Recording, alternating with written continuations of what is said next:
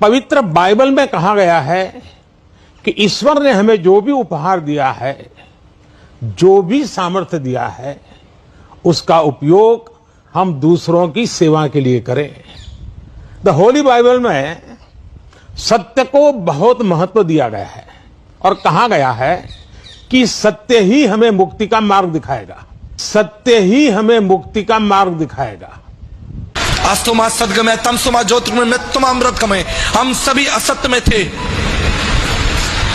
भारतीय दर्शन के 33 करोड़ देवी देवताओं के होने के बाद भी भारतीय दर्शन इस बात की प्रार्थना को पुकार रहा है, हम असत्य में हैं, हमें सत्य में लेकर चलो।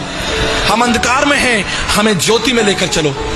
हम मृत्यु में हैं, हमें अमर जीवन के लिए लेकर चलो।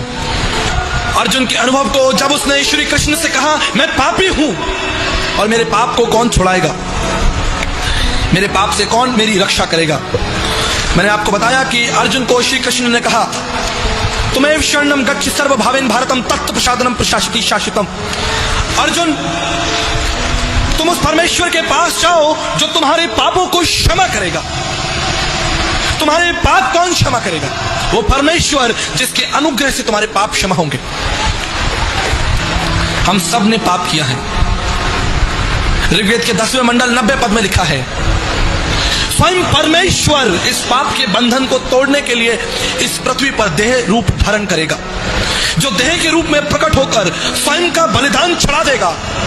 जब तक वो बलिदान नहीं चढ़ाया जाएगा, तुम्हारे पाप क्षमा नहीं होंगे।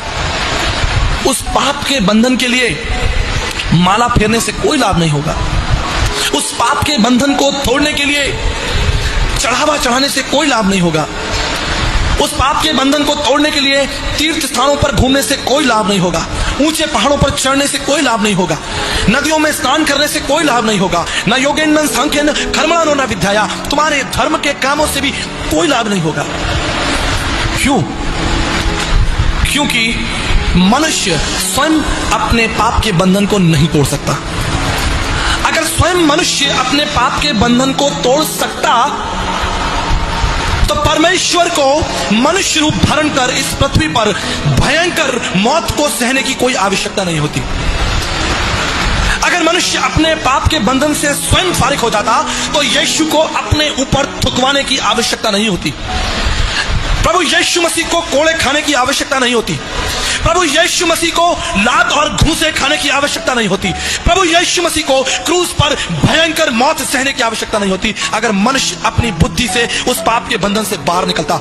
आदि में वचन था, वचन परमेश्वर था और वचन देदारी हुआ। वचन इसलिए देदारी हुआ कि वह तुम्हारे पापों को तुम्हारे जीवन से दूर कर दे।